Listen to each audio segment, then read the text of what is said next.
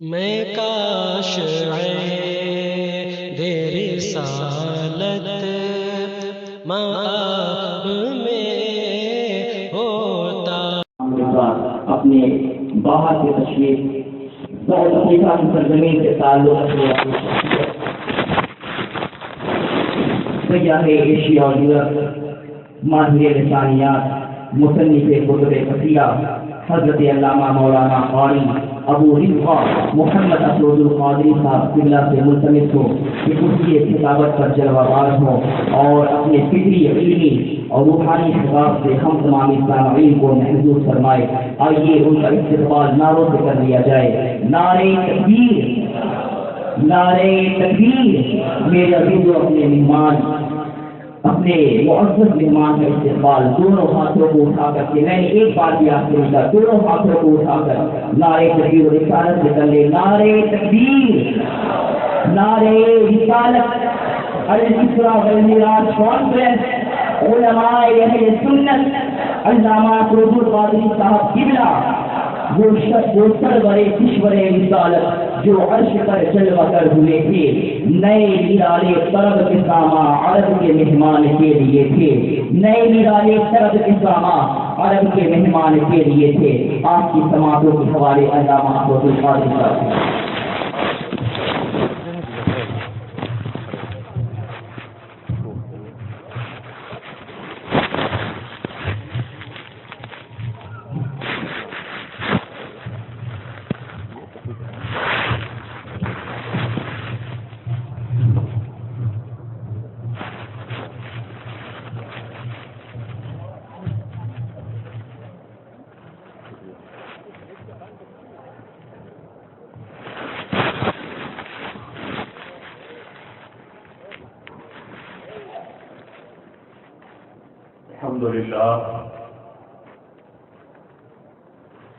الحمد لله الذي هدانا لهذا وما كنا لنهتدي لولا أن هدانا الله من يهد الله فهو المهتد ومن يضلل فلن تجد له وليا مرشدا وأشهد أن لا إله إلا الله وحده لا شريك له وأشهد أن سيدنا ونبينا ومولانا محمدا صلى الله تعالى عليه وسلم عبده ورسوله. قال الله سبحانه وتعالى في محكم تنزيله بعد أعوذ بالله من الشيطان الرجيم بسم الله الرحمن الرحيم سبحان الذي أسرى بعبده ليلا من المسجد الحرام إلى المسجد الأقصى صدق الله مولانا العظيم وصدق رسوله النبي الكريم ونحن على ما قال ربنا ورسولنا من الشاهدين والشاكرين والحمد لله رب العالمين. نہایت واجب الاحترام علماء کرام، مشائخ اعظام، ارباب علم و دانش، وارثین منبر و محراب، طالبان علوم نبویہ، اساتذہ و معلمین اور دور دریج سے اس عظیم الشان کانفرنس کا حصہ بننے والے فرزندان اسلام اور پردے کی اوٹ سے سماعت فرمانے والی میری ماؤں اور بہنوں، میرے نوجوان ساتھیوں، بزرگوں، دوستوں اور عزیز بچوں، السلام علیکم ورحمۃ اللہ وبرکاتہ۔ وعلیکم السلام ورحمۃ اللہ۔ اس عظیم الشان الاسراء والمعراج کانفرنس کے انعقاد پر میں آپ تمام حضرات کو بالعموم اور تنظیم برکات رضا کے اراکین اور معاونین کو بالخصوص دل کی عطا گہرائیوں سے ہدیہ تبریک و تحسین پیش کرتا ہوں اور دعا کرتا ہوں کہ اللہ جل مجدہ کریم دوستوں کی اس محنت اور کاوش کو اور ہم تمامی حضرات کی حاضری کو اپنی پاک بارگاہ میں قبول و منظور فرمائے اور آج کی اس نشست کو ہماری علمی فکری، اعتقادی اور عملی تربیت کے حوالے سے بامقصد اور نتیجہ خیز بنائے۔ عزیزان ملت اسلامیہ، خصوصیت کے ساتھ میں محب گرامی مولانا شکیل احمد مجددی صاحب کا شکر گزار ہوں، جن کے تبصر سے آج کی تاریخ کا تعین ہوا اور میں اس پاکیزہ محفل میں حاضر ہونے کے لائق ہو سکا۔ عزیزان ملت اسلامیہ، رفیقان گرامی قدر، تنظیم کے طور پر کچھ ضروری باتیں آپ کے گزار کرنی ہیں اور اس کے بعد پھر میں اپنے موضوع کی طرف براہ راست آ جاؤں گا۔ ادھر ماضی قریب میں ہندوستان کی سرزمین پر چھوٹی بڑی بہت سی کانفرنسوں میں نیشنل اور انٹرنیشنل اجلاس میں شرکت کرنے کے بعد مجموعی طور پر مجھے جو تاثر ملا وہ بڑا مایوس کن اور غیر اطمینان بخش ہے،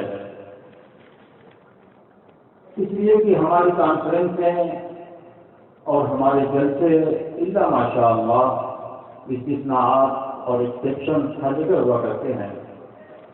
ہمارے جلسے اور کانفرنسیں زیادہ تر کاموں کا چسکا پورا کرنے کے لیے، ذہنی تعیش کے لیے یا ہمارے صرف ذوق کی تسکین کے لیے منعقد ہوتے ہیں۔ قوم کی ضرورت، معاشرے اور سماج کی جو ناگزیر ضرورتیں ہیں، ان ضرورتوں کو مد نظر رکھتے ہوئے یا ان کو ڈیل کرنے کے لیے ان کانفرنسوں اور جلسوں کا انعقاد بہت کم دیکھنے میں آیا ہے۔ اللہ کرے آج کی یہ الاسراء والمعراج کانفرنس ہمارے معاشرے اور ہماری سوسائٹی کی جو ضرورت ہے، ہمارے اندر جو فکری اور اعتقادی اعتبار سے یا پھر عملی اعتبار سے اگر کچھ کمیاں ہوں تو آج کی یہ کانفرنس جس میں الاسراء والمعراج کا خصوصی پیغام پیش کیا جائے گا، نتیجہ خیز اور بامقصد ثابت ہو۔ یہ میرا فرض منصبی بھی ہے کہ میں ایک تلخ حقیقت کا آپ کے سامنے انکشاف کروں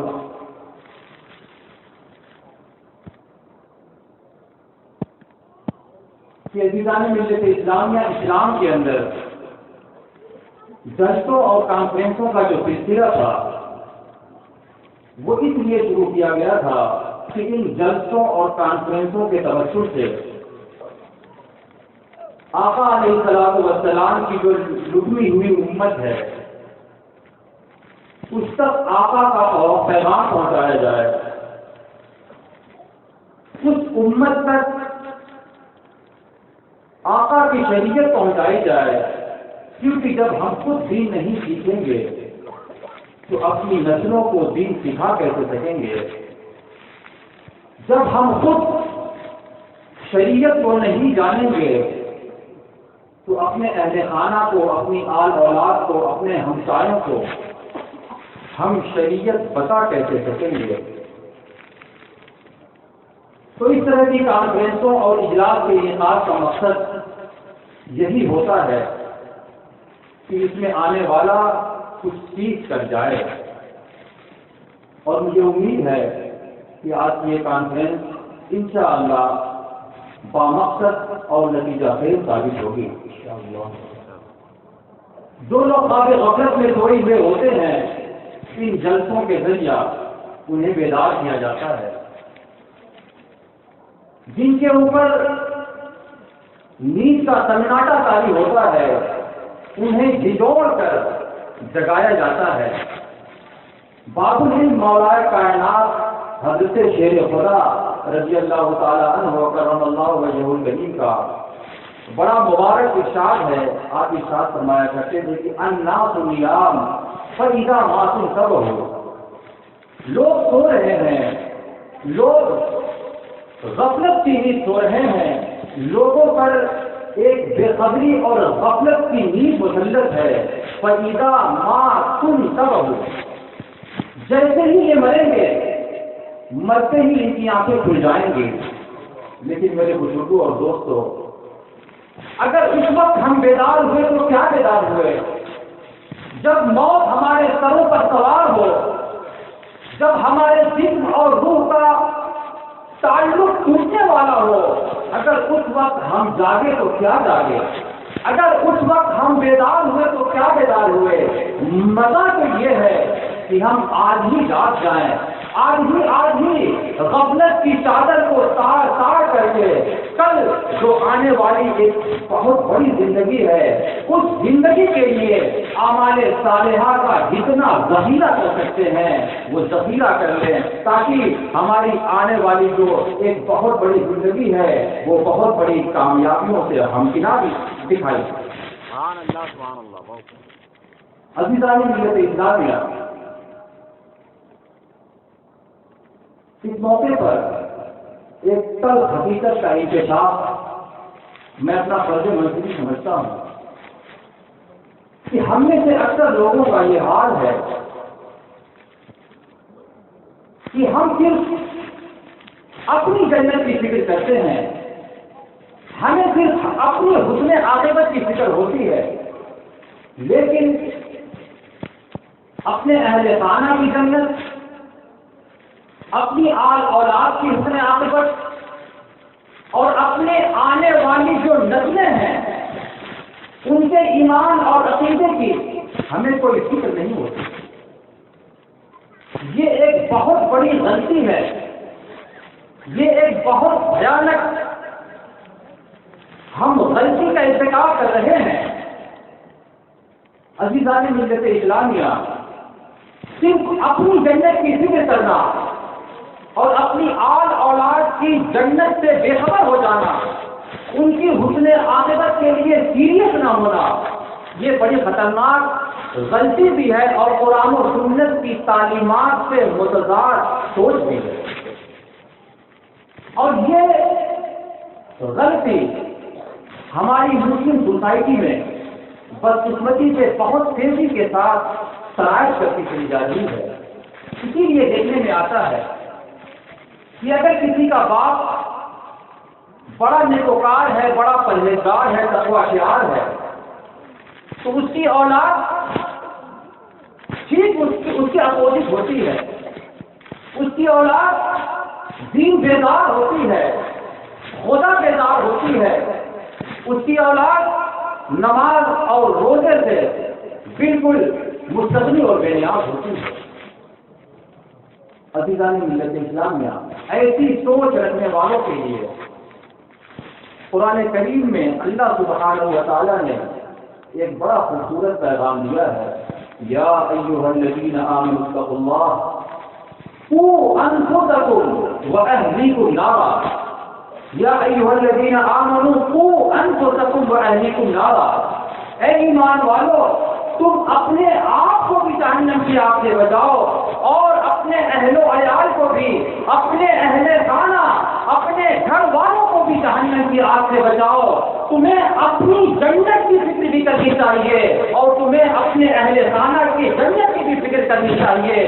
صرف اپنی جنت کی فکر کرنا اور اپنی عاقبت کو بنانا یہ کوئی اسلامی سوچ نہیں ہے، بلکہ یہ سوچ قرآن کی تعلیمات سے متضاد سوچ ہے۔ آپ ذرا غور فرمائیں کہ اگر ہمارے گھر میں کوئی ہیٹر موجود ہو یا کوئی انگیزی موجود ہو اور گھر کے اندر کوئی چھوٹا سا بچہ ہو، گھر کے سارے لوگوں کی نگاہ اس چھوٹے سے ننھے سے بچے پہ ہوتی ہے کہ کہیں وہ بچہ بے خیالی میں اس ہیٹر کے پاس نہ چلا جائے، کہیں وہ بچہ بے خبری میں اس انگیٹھی میں اپنا ہاتھ نہ ڈال دے، اور اگر خدا نہ کرتا وہ بچہ اس ہیٹر میں یا انگیٹھی میں اپنا ہاتھ ڈال دیتا ہے، پورا گھر چیخ اٹھتا ہے، گھر کے اندر سر ماتم بچھاتی ہے۔ امام الانبیاء کے غلاموں، اگر ہم نے اپنی آنکھیں نہیں کھولی تو خداوند قدوس کی عزت کی قسم ہماری نسلیں جہنم میں اترنے والی ہیں، ہماری آنے والی نسلیں جہنم میں اترنے والی ہیں، جس کی آگ اس دنیا کے مقابلے میں 70 گنا زیادہ ہوگی، اور وہ آگ ایسی ہے کہ وہ لگے گی ہمارے تن پر، اور ہمارا جو من ہے اس کو جلا کر راکھ کر دے گی۔ قرآن کہتا ہے یہ ایسی آگ ہوگی جو دلوں پر چڑھ جائے گی اور وہ دلوں کو جلا کر راکھ کر دے گی۔ تو عزیزان ملت اسلامیہ، ہمیں اپنی جنت کی بھی فکر کرنی ہے، اور ساتھ ساتھ اپنے گھر والوں کی جنت اور حسن عاقبت کی بھی فکر کرنی ہے۔ ہمیں اپنے آپ کو بھی جہنم کی آگ سے بچانا ہے، اور اپنے اہل خانہ کو بھی جہنم کی آگ سے بچانا ہے۔ آپ ذرا چشم تصور سے دیکھیں کہ اگر آپ ذرا دیکھیں کہ کہیں جب قیامت کا دن ہوگا، اگر ہم اپنے نیک اعمال کی وجہ سے جنت میں جانے کے حقدار قرار دے دیے گئے، اور ہماری نسلیں، ہمارے اہل خانہ، ہمارے قریبی دوست احباب اگر اپنی شانت اعمال کی بنیاد پر اگر انہیں جہنم میں بھیجے جانے کا فیصلہ کر دیا گیا، اور اس موقع پر انہوں نے ہمارے غریبان کو پکڑ کر اگر بارگاہ خداوندی میں یہ شکوہ کرنا شروع کر دیا کہ اے میرے پروردگار، اسے جنت میں بعد سے بھیجنا، پہلے تو ہمارے درمیان فیصلہ کر دے، یہ میرا سگا باپ تھا، یہ میرا سگا بھائی تھا، یہ میرا ہمسایہ تھا، یہ میرا شوہر تھا، یہ میری بیوی تھی، آپ اس موضوع کو دور تک پھیلا سکتے ہیں، کیونکہ ایک کی ذمہ داری دوسرے کے اوپر ہوتی ہے۔ تو کہیں ایسا نہ ہو کہ اس دن میرے بزرگوں اور دوستوں، ہمارے جو ماتحت ہیں وہ بارگاہ خداوندی میں یہ شکایت کرنے لگے کہ مولا اسے جنت سے بعد سے بھیجنا، پہلے کہ میرے اور اس کے درمیان فیصلہ کر دے، کیونکہ اس نے اپنی جنت کی صرف فکر کی تھی، اس نے اپنے آپ کو تو جہنم کی آگ سے بچا لیا، مگر میرے مولا سگا باپ ہو کر اس نے کبھی دین کی طرف ہمیں مائل نہیں کیا، اس نے کبھی نیک کام کی ہمیں ترغیب نہ دی، اس نے کبھی نیکی کے کام میں اس نے ہمیں کبھی دعوت نہ دی، کبھی بھی یہ صبح اٹھتا اور وضو کر کے مسجد کو چلا جاتا تھا، ہم وہی بستر پر سوتے تھے، سگا باپ ہو کر اس نے ہمیں کبھی جھجھوڑ کر نہیں جگایا، سگا بھائی ہو کر اس نے ہمیں کبھی بیدار نہیں کیا، خود مسجد چلا گیا، اپنی جنت کو اس نے بنا لی، خود کو تو اس نے جہنم سے آزاد کرا لیا، مگر میرے مولا دنیا کے ہر کام میں یہ بڑھ چڑھ کر حصہ لیتا تھا، دنیا کے ہر کام میں یہ ہمیں یاد کرتا تھا، لیکن دینی کام میں اس نے ہمارا کبھی نہ خیال کیا۔ میرے بزرگوں اور دوستوں، اگر اس وقت ہمارے اہل خانہ نے خداوند قدوس کی بارگاہ میں شکایت کر دی، اور اس وقت اگر فرشتوں نے ہمارے غریبان کو پکڑ کر یہ پوچھ دیا کہ تو ادھر ادھر کی نہ بات کر، تو ادھر ادھر کی نہ بات کر، یہ بتا کہ قافلہ کیوں رکا، مجھے رہزنوں سے غرض نہیں، تیری رہبری کا سوال ہے۔ اگر اس وقت ہماری رہبری کے اوپر سوالیہ نشان لگا دیا گیا اور قافلہ کے لٹ جانے کا سبب پوچھ دیا گیا، تو عزیزان ملت اسلامیہ اس وقت ہم کیا جواب دے سکیں گے؟ اس جواب کی بھی ہمیں تیاری کر لینی چاہیے۔ ایک مرتبہ درود شریف پڑھنے، اللہم صلی علی سیدنا مولانا شریف علی اللہم صلی علی سیدنا مولانا محمد النبی الأمی المصطفى وعلى آلہ وصحبہ وسلم، صلاۃ و سلام علیک یا حبیبی یا سیدی یا رسول اللہ صلی اللہ تعالی علیہ وسلم۔ عزیزان ملت اسلامیہ، آج کی یہ شب الاسراء والمعراج کے حوالے سے ہمارے لیے بڑی بابرکت اور یادگار شب ہے۔ تاجدار کائنات صلی اللہ علیہ وسلم کی سیرت طیبہ کا الاسراء والمعراج نہایت ہی روشن اور تابیزہ باب ہے، اور یہ معراج نبی صلی اللہ علیہ وسلم تاجدار کائنات علیہ الصلوۃ والسلام کے خصائص کبریٰ میں سے ہے۔ یعنی یہ وہ چیز ہے کہ جو امتیازات، جو اعزازات اللہ جل مجدہ الکریم نے اپنے محبوب گرامی وقار صلی اللہ علیہ وسلم کو عطا فرمایا، اور جس میں اپنے محبوب کو اس نے بے مثل و بے مثال بنایا، پوری تاریخ نبوت و رسالت میں الاسراء والمعراج کی سعادت یا الاسراء والمعراج کا جو صحرا ہے وہ تاجدار کائنات صلی اللہ علیہ وسلم کے صرف سر مبارک ہی پر دکھتا ہے۔ بلکہ میں تو کہتا ہوں کہ اگر صرف واقعہ معراج ہی کو ہم صحیح معنوں میں سمجھ لیں تو ہمارے درمیان جو مختلف مسائل ہیں کہ جس کی بنیاد پر آقا علیہ الصلوۃ والسلام کی امت باہم دست و گریبان ہے اور ایک دوسرے پر کفر اور شرک اور بدعت کے فتوے لگائے جا رہے ہیں، یہ سارے مسائل صرف معراج النبی صلی اللہ علیہ وسلم کو صحیح معنوں میں سمجھ لینے کی وجہ سے ہمیشہ کے لیے ختم ہو جائیں گے۔ گویا یہ معراج مصطفیٰ ایک کلائمیکس ہے، ایک مد کلا ہے، جسے سمجھ لینے کے بعد سارے شبوں کو شبہات کی گرد چھٹ جاتی ہے اور ساری الجھنیں دور ہو جاتی ہیں۔ میرے پیارے بزرگوں اور دوستوں، آپ کے علم میں یقیناً یہ بات ہوگی، اور اگر نہ ہو تو آپ کے علم میں یہ بات آنی چاہیے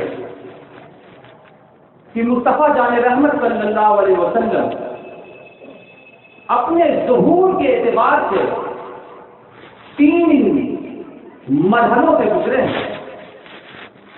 تاجدار کائنات صلی اللہ علیہ وسلم ظاہر ہونے کی حیثیت سے اپنے ظہور کے اعتبار سے 3 مرحلوں سے گزرے ہیں۔ خلقت محمدیہ نمبر 1، ولادت محمدیہ نمبر 2 اور بعثت محمدیہ نمبر 3۔ یہ تاجدار کائنات صلی اللہ علیہ وسلم کے ظہور کی 3 حیثیتیں ہیں۔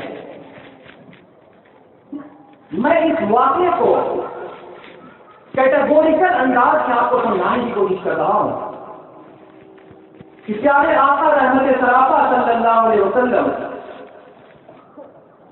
ظہور کے اعتبار سے 3 مرحلوں سے گزرتے ہیں: خلقت محمدیہ، ولادت محمدیہ اور بعثت محمدیہ۔ جو پیارے آقا صلی اللہ علیہ وسلم کا پیکر مخصوص تھا کہ ابھی حضرت آدم علیہ السلام کی تخلیق پورے طور پہ عمل میں نہیں آئی تھی، ابھی حضرت آدم علیہ السلام مٹی اور گارے کی شکل میں موجود تھے، جسم اور روح کے درمیان ابھی وہ موجود تھے، ابھی صرف ان کا خمیر تیار ہوا تھا۔ اور نبی کریم علیہ السلام ارشاد فرماتے ہیں کہ اس وقت بھی میری نبوت کا ستارہ اپنی پوری تابانی کے ساتھ چمک رہا تھا۔ یہ رہی خلقت محمدیہ۔ اور پھر 12 ربیع الاول جب رات رخصت ہو رہی تھی، سفید شہر نمودار ہونے والا تھا، آمنہ کی گود سے ایک ماہ تمام اور ایک بدر کامل ظہور پذیر ہوا۔ یہ ولادت محمدیہ ہے۔ اور پھر جب تاجدار کائنات صلی اللہ علیہ وسلم نے زندگی کی 40 بہاریں مکمل فرما لی، غار حرا کے تہانے پر آتے ہیں، جب پیارے آقا غار کے اندر داخل ہوتے ہیں، غار میں داخل ہوتے ہوئے آپ محمد بن عبداللہ ہیں، لیکن جب غار سے اس غار حرا سے باہر آتے ہیں اور ایک نسخہ کیمیا کے ساتھ لاتے ہیں تو اس وقت آپ محمد بن عبداللہ نہیں، اس وقت آپ محمد الرسول اللہ صلی اللہ علیہ وسلم ہیں۔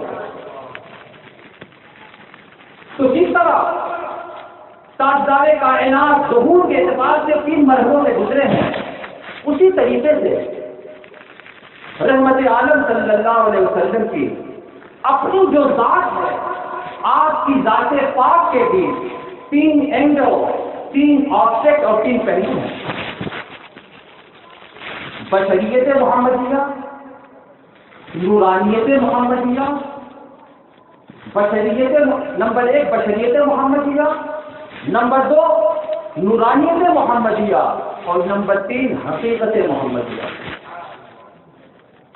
گویا نبی کریم علیہ السلام اپنی ذات کے اعتبار سے بھی، آپ کی ذات کے اعتبار سے بھی آپ کے 3 اینگل بنتے ہیں، بشریت محمدی، نورانیت محمدی اور حقیقت محمدی صلی اللہ تعالی علیہ وسلم۔ تو جس ذات کو سیر کروانی تھی، اس ذات کی چونکہ 3 حیثیتیں تھیں، تو اللہ جل مجدہ الکریم نے سفر معراج کے بھی 3 مرحلے بنا دیے تھے۔ ایک مرحلے کا تعلق بشریت مصطفیٰ کے ساتھ رکھا، دوسرے مرحلے کا تعلق نورانیت مصطفیٰ کے ساتھ رکھا اور آخری مرحلے کا تعلق حقیقت محمدیہ کے ساتھ رکھا۔ تو یہ 3 پہلو ہوئے، اور قرآن کریم کی جس آیت کریمہ کی تلاوت سے میں نے اپنے آپ کو مشرف کیا اور اپنے خطاب کا موضوع بنایا، اس کے بالکل ابتدا میں اللہ جل مجدہ الکریم نے اس کی وضاحت فرما دی ہے۔ بسم اللہ الرحمن الرحیم، سبحان الذی اسری بعبدہ لیلا من المسجد الحرام الی المسجد الاقصی الذی بارکنا حولہ۔ یہ پہلے مرحلے کی تفصیل ہے۔ ارشاد ہوا پاک ہے وہ ذات جو اپنے بندے خاص کو رات کے ایک تھوڑے سے حصے میں لے گئی، مسجد حرام سے مسجد اقصی تک، جس کے ارد گرد کو ہم نے بابرکت بنا دیا، جس کے ماحول کو ہم نے برکت آفری اور متبرک کر دیا تھا۔ تو میرے بزرگوں اور دوستوں، اب آپ غور فرمائیے، اب میں نقطہ عرض کرنے لگا ہوں کہ اللہ سبحانہ و تعالیٰ جب اپنے پیارے محبوب صلی اللہ علیہ وسلم کی معراج کا آغاز فرما رہا ہے، جب سفر معراج شروع ہو رہا ہے تو کیا فرماتا ہے کہ اللہ تبارک و تعالیٰ اپنے بندے خاص کو لے گیا۔ کہاں لے گیا؟ مسجد حرام سے مسجد اقصی لے گیا۔ کیا مطلب؟ مطلب یہ ہے کہ مومن کی جو سیر ہوتی ہے وہ مسجد سے ہوا کرتی ہے۔ اللہ جل مجدہ الکریم نے جب اپنے محبوب کی سیر کا اہتمام فرمایا تو اس کا آغاز مسجد سے ہو رہا ہے۔ مسجد سے لے گیا، ایک مسجد سے لے گیا اور پھر دوسری مسجد میں پہنچا دیا۔ مزاج یہ کیا جا رہا ہے کہ اہل اسلام کی عبادت گاہیں ہمیشہ سے مسجدیں ہی رہی ہیں۔ امام باڑے، امام بارگاہیں یا امام درگاہیں یہ مسلمانوں کی عبادت گاہیں کبھی نہیں رہی ہیں، اور قیامت تک آقا کے وہی غلام صحیح مسلمان کے طور پر پہچانے جائیں گے جن کی عبادت گاہیں ہمیشہ مسجدیں رہی ہیں۔ اب اس میں نقطہ یہ ہے کہ اللہ جل مجدہ الکریم اپنے محبوب کو سیر کرا رہا ہے۔ کہاں؟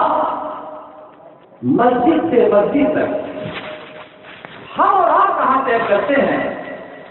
جب ہمیں سیر کی طلب ہوتی ہے، جب ہمیں سیر کرنے کی خواہش ہوتی ہے، ہم پارکوں کی طرف جاتے ہیں، ہم مارکیٹ اور بازاروں کی طرف جاتے ہیں، لیکن اسلامی مزاج اس واقعہ معراج میں یہ دیا جا رہا ہے کہ ایک مومن کی جو سیر ہوتی ہے، مومن کی جو سیرگاہ ہوتی ہے، وہ مسجدیں ہوا کرتی ہیں۔ کیوں؟ اس لیے کہ مسجدوں کے اندر ایک مومن کا دل لگتا ہے۔ اسی لیے کہا گیا ہے کہ مومن مسجد میں ایسے ہی ہوا کرتا ہے جیسے مچھلی پانی کے اندر ہوا کرتی ہے، اور منافق کی مثال ایسے ہے جیسے ایک پرندہ اور ایک چڑیا کسی پنجرے کے اندر محفوظ اور قید کر دی گئی۔ تو میرے بزرگوں اور دوستوں، نقطہ میں یہ عرض کر رہا تھا کہ اللہ جل مجدہ کریم نے اپنے محبوب کو سیر کرانے کے لیے مسجد کا انتخاب فرمایا، اور سبق یہ دیا جا رہا ہے کہ جن کے مزاج بگڑے ہوئے ہوتے ہیں ان کی سیر پارکوں اور بازاروں میں ہوتی ہے، اور جن کے مزاج سبرے ہوئے ہوتے ہیں ان کی سیر مسجدوں میں ہوا کرتی ہے۔ اور سیر میں کیا ہوتا ہے؟ جب آپ سیر و تفریح کے لیے جاتے ہیں، آپ کا دل بڑھتا ہے، آپ کی طبیعت کے اوپر ایک نشاط کی کیفیت طاری ہو جاتی ہے۔ گویا ہمیں یہ سبق دیا جا رہا ہے کہ جس کا دل مسجد جاتے ہوئے اڑتا ہے، جس کے دل پر مسجد جاتے ہوئے کبیرگی کے آثار، وحشت کے آثار نمایاں ہو جاتے ہیں، سمجھو اس کا دل بگڑا ہوا ہے، اور مسجد جاتے ہوئے جو خوشی میں ڈوب جائے سمجھو اس کا دل سبرا ہوا ہے۔ یہ واقعہ معراج کا آغاز ہے، یہ اس سفر مبارک کے آغاز میں یہ ہم مسلمانوں کو پیغام دیا جا رہا ہے۔ اور میں آپ کو یہ بھی بتاؤں کہ مسجدوں کا اسلامی تاریخ میں بہت بڑا رول رہا ہے۔ جتنے بڑے بڑے انقلابات آئے یہ مسجدوں ہی سے آئے ہیں، لیکن یہ ہمارے دور کی بدقسمتی ہے کہ ہم نے مسجدوں کو صرف عبادت گاہ کی حد تک باقی رکھا ہے، بہت آگے کیا۔ مسجد کے اندر ہم نے ایک مکتب بنا لیا۔ میرے بزرگوں اور دوستوں، مسجد ایک اسلامی معاشرے کے لیے روح کی حیثیت رکھتی ہے۔ مسجد بے شک عبادت گاہ ہے، لیکن یہی مسجد ہمارے لیے تربیت گاہ بھی ہے، یہی مسجد ہمارے لیے دانشگاہ بھی ہے، یہی مسجد ہمارے لیے انقلاب گاہ بھی ہے۔ اسی مسجد سے بڑے بڑے انقلاب آتے ہیں، اور یہی مسجدیں سوسائٹی اور سماج سے معاشروں کا خاتمہ کرتے ہوئے دکھائی دیتی ہیں۔ تو ان مسجدوں کو دوبارہ زندہ کرنے اور جو مسجدوں کی جو روح ہے ان کو جلا بخشنے کی ضرورت ہے۔ ہم اور آپ جانتے ہیں کہ جس دور میں ہم جی رہے ہیں یہ میڈیا کا دور ہے۔ اس وقت میڈیا سر چڑھ کر بول رہا ہے، کیا امریکہ اور کیا امریکہ اور یورپ کی سارا نظام میڈیا کے اوپر موقوف ہے۔ میڈیا چاہے تو دن کو رات بنا کر پیش کر دے، میڈیا چاہے تو رات کو دن بنا کر پیش کر دے۔ اور اب تو انڈیا کے اندر بھی میڈیا کا جادو سر چڑھ کر بول رہا ہے۔ مگر میرے بزرگوں اور دوستوں، میں اس موقع پر آپ کو یہ پیغام دینا چاہتا ہوں کہ خداوند قدوس کی عزت کی قسم، میرے پروردگار نے اور میرے مصطفیٰ نے ہمیں اتنا بڑا میڈیا دیا تھا کہ جس میڈیا کی مثال نہ کبھی دنیا پیش کر سکی ہے اور نہ صبح قیامت تک پیش کر سکے گی۔ وہ میڈیا کیا ہے؟ وہ میڈیا ہماری مسجدوں کا ممبر ہے۔ جب تک ہم نے ان مسجدوں کے ممبروں کا صحیح استعمال کیا، ہماری حیثیت دنیا کے اندر ایک فاتح کی رہی، اور جب سے ہم نے ان ممبروں کا غلط استعمال کرنا شروع کر دیا، تب سے ہم دنیا کے اندر ذلیل ہو گئے، ذلت و نکبت ہمارا مقدر بن گئی، اور ناکامی ہمارے قدموں سے آگے چل گئی۔ مجھے بڑی خوشی ہے کہ آج کا یہ پروگرام الاسراء والمعراج کے نام سے معمر اور منصوب ہے۔ جس نے بھی یہ ہیڈنگ دی ہو قابل مبارکباد ہے۔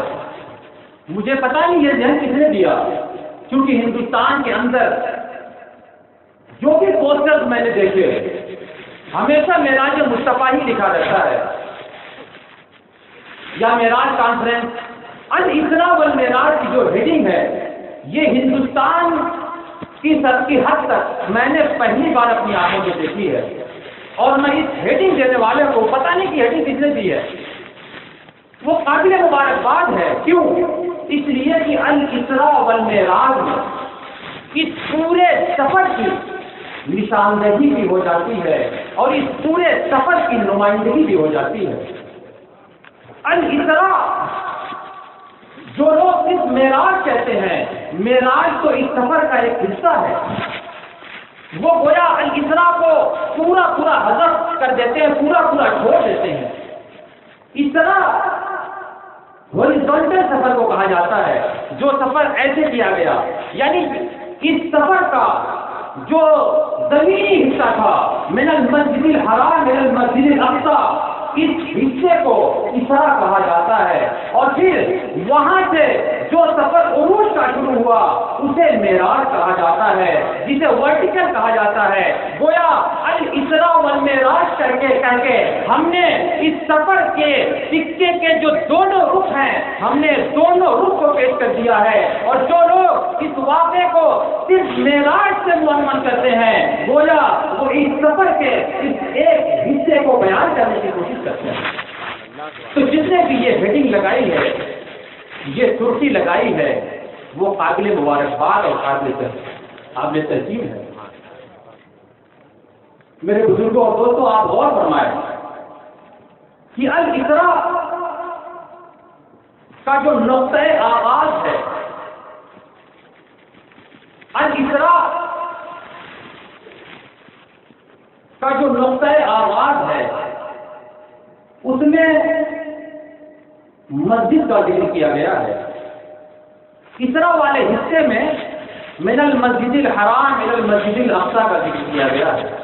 گویا اسراء والا حصہ مسجد کے ذکر پر مشتمل ہے، اور معراج والے حصے میں ہمیں تحفہ نماز دیا گیا۔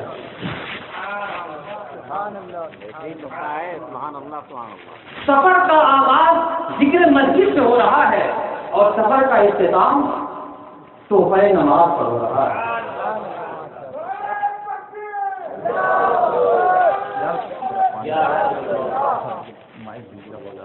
درود شریف پڑھ لیں، اللہم صلی علی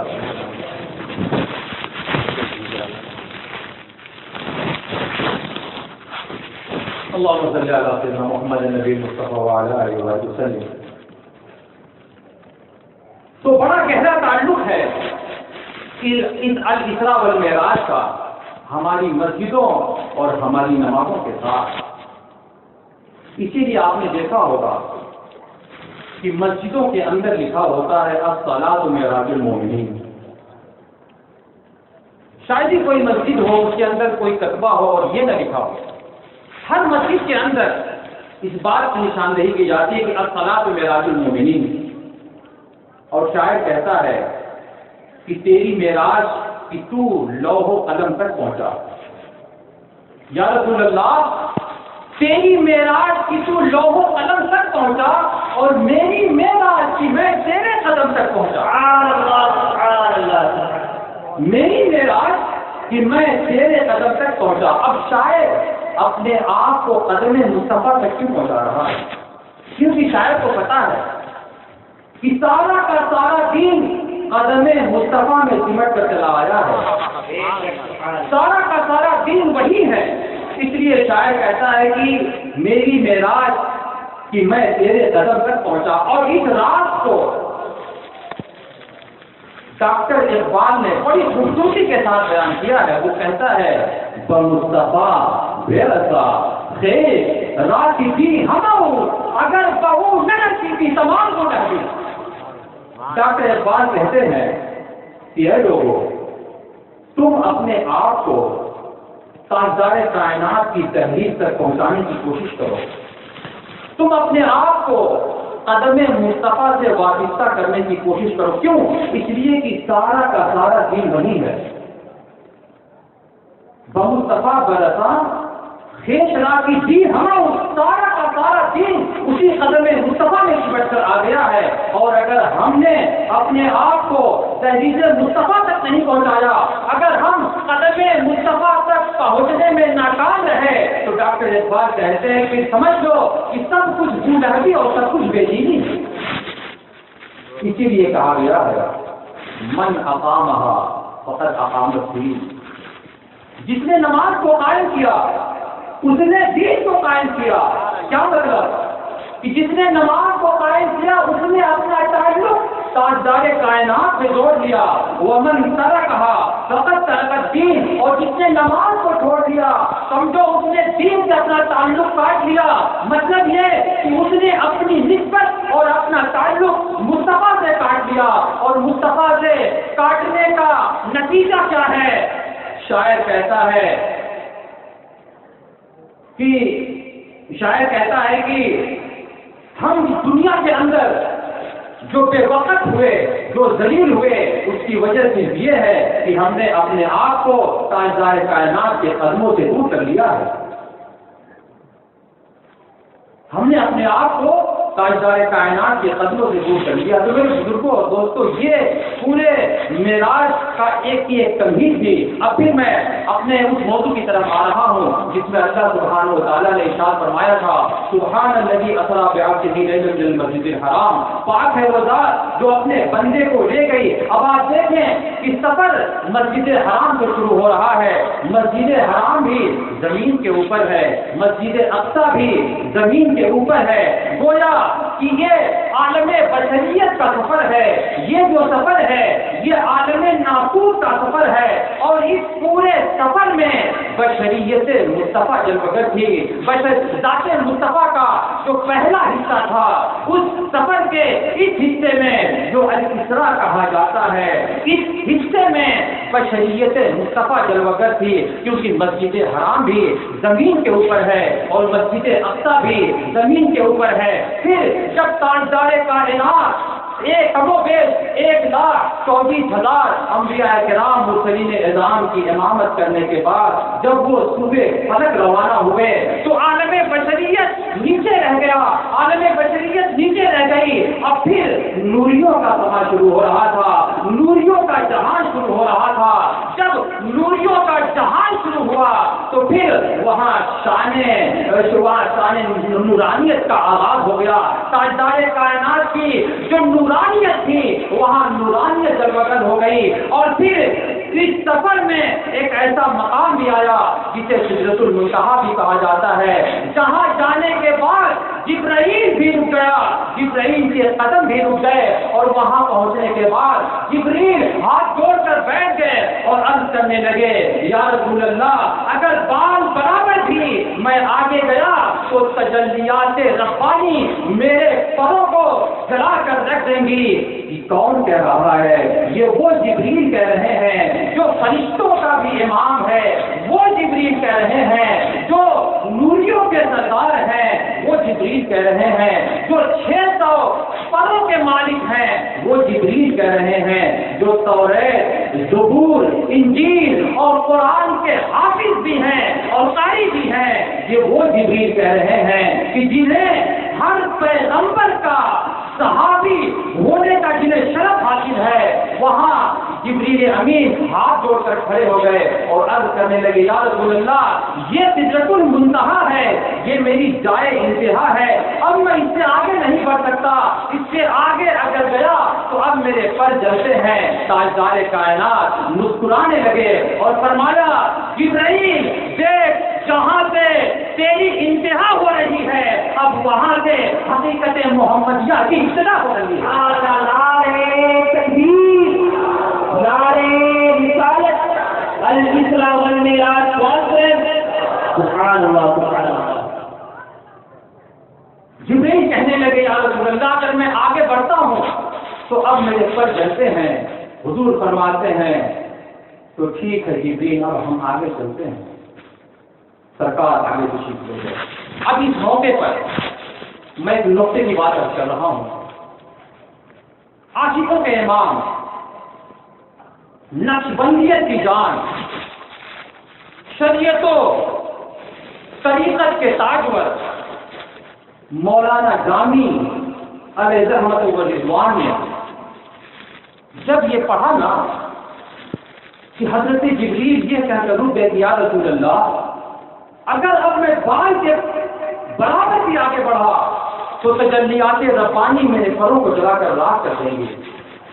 مولانا جامی کا بھی کہنے لگا، مولانا جامی صاحب اٹھے اور کہتے ہیں جبریل اب میں کیا عرض کروں، آپ فرشتوں کے سردار ہیں جبریل، میں آپ سے کیا کہوں، آپ کو ہر پیغمبر کی صحابیت کا شرف حاصل ہے جبریل، اب میں آپ کو کیا کہوں، لیکن میرا عشق خاموش نہیں رہ سکتا، میرا عشق کہتا ہے کہ جبریل یہ تو بڑی عجیب سی بات ہے کہ جب آپ سدرا پر پہنچے تو آپ کو اپنے پروں کے جلنے کا خوف لاحق ہو گیا اور آپ کو اپنے پروں کے جلنے کی فکر لاحق ہو گئی۔ کہتے ہیں جبریل یہ تو آپ تھے، خداوند قدوس کی عزت کی قسم اگر وہاں جامی ہوتا تو جل مر جاتا، لیکن مصطفیٰ کی سنگت اور مصطفیٰ کی صحبت کبھی نہیں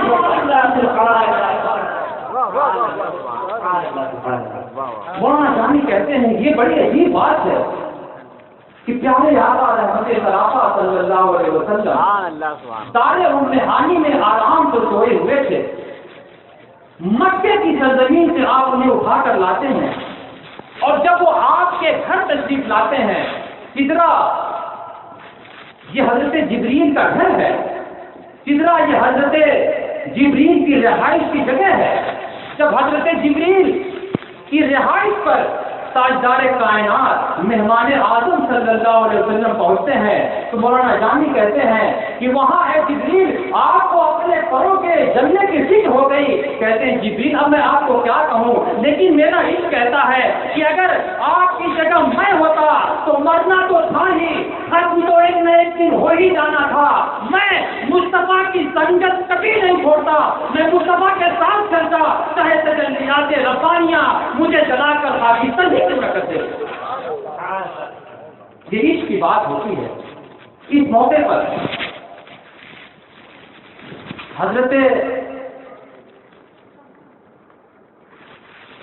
شیخ الاسلام والمسلمین پیر قمر الدین سیالوی رحمت و رضوان کی بارگاہ میں ایک شخص پوچھنے لگا کہ سرکار یہ بتائیں کہ عظمت مصطفیٰ کی حد کیا ہے۔ آپ نے جب یہ سوال سنا تو آپ کی آنکھیں اشکبار ہو گئی اور آپ رو پڑے کہ کیا زندگی میں مجھ سے ایسا بھی سوال ہونا تھا کہ جب مجھ سے عظمت مصطفیٰ کی حدیں پوچھی جائیں گی۔ پیر سیالوی ارشاد فرماتے ہیں نادان اگر تجھے عظمت مصطفیٰ جاننا ہے تو مجھ سے نہ پوچھ، جبریل سے پوچھ کہ معراج کی شب انہوں نے محبوب کو جگایا کس طریقے سے تھا، تب تجھے محبوب کی عظمت کا اندازہ ہو جائے گا۔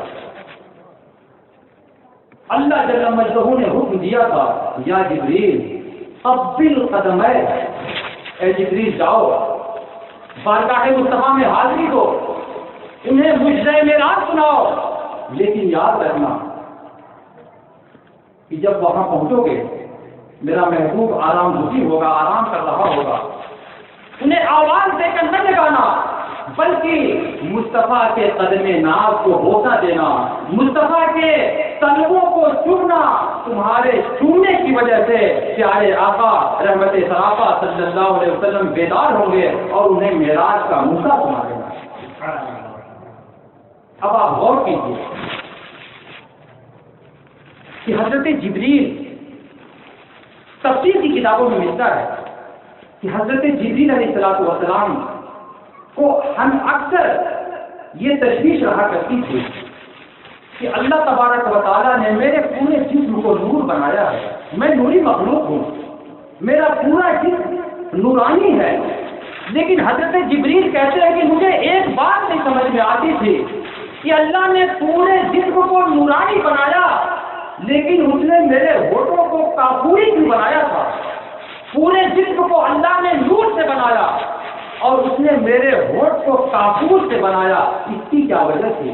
حضرت جبریل کہتے ہیں کہ جب معراج کی شب میں بارگاہ مصطفیٰ میں حاضر ہوا تب مجھے معلوم ہوا، کیونکہ کافور ٹھنڈا ہوا کرتا ہے، کافور کے اندر ٹھنڈک ہوتی ہے اور روشنی کی حرارت آپ کو معلوم ہے۔ تو حضرت جبریل کہتے ہیں کہ معراج کی شب مجھے پتا چلا کہ اللہ نے میرے ہونٹوں کو کافور کا کیوں بنایا تھا۔ بڑے نادان ہیں وہ لوگ۔ اب اس موقع پہ کچھ لوگ اعتراض بھی کرتے ہیں اور وہ حضرت جبریل کو استاد بنانے کی کوشش کرتے ہیں اور تاجدار کائنات علیہ الصلوۃ والسلام کو شاگرد بنانے پر تلے ہوئے ہیں۔ واقعہ اقرا کی وجہ سے وہ حضرت جبریل علیہ الصلوۃ والسلام کی استادی کا ثبوت پیش کرنا چاہتے ہیں، لیکن ان نادانوں کو پتہ نہیں ہے کہ حضرت جبریل تو وہ ہیں کہ جنہیں اپنے جسم کے ایک حصے کا راز بھی پتہ نہیں تھا کہ میرا پورا جسم نور کا ہے لیکن ہونٹ میرے کافور کے کیوں ہیں۔ یہ راز بھی اس وقت کھلا اور یہ علم بھی حضرت جبریل کو اس وقت ہوا جب حضرت جبریل تاجدار کائنات کے قدموں میں آتے ہیں، جب حضرت جبریل درسگاہ مصطفیٰ میں پہنچ کر پائے پیغمبر کا کفے پائے پیغمبر کا بوسہ لیتے ہیں، تب حضرت جبریل کو علم ہوتا ہے کہ میرے ہونٹ اللہ نے کافور کے کیوں بنائے اور تم انہیں استاد بنانے کی کوشش کر رہے ہو۔ عزیزان ملت اسلامیہ، اس موقع پر ایک عقیدے کی بات بھی سنیں کہ اگر حضرت جبریل علیہ الصلوۃ والسلام ان نادانوں کے عقیدے پر ہوتے یا یہ حضرت جبریل کے عقیدے کے ہوتے تو جس وقت آپ سے یہ کہا گیا کہ محبوب کی تحریر کو تک جاؤ، محبوب کی بارگاہ میں حاضر دو اور ان کے طلبوں کو چومو، کفے پائے پیغمبر کو بوسہ دو، اگر یہ ان نادانوں کے عقیدے کے ہوتے تو کہتے ہیں یا اللہ مجھے اپنی توحید کو خالص رکھنے دے، میں شرک کا ارتکاب نہیں کرنے والا، کیونکہ چومنا یہ شرک ہے اور میں کسی کے قدم چوم کر شرک کا ارتکاب نہیں کروں گا۔ اس سے پتہ چلا کہ گویا حضرت جبریل بھی ہمارے عقیدے کے تھے یا ہم حضرت جبریل کے عقیدے کے ہیں کہ جیسے ہی حضرت جبریل کو حکم دیا گیا کہ جبریل جاؤ اور کفے پائے پیغمبر کا بوسہ دو، حضرت جبریل آمنا صدقنا کہتے ہوئے کفے پائے پیغمبر کو بوسہ دینے لگے۔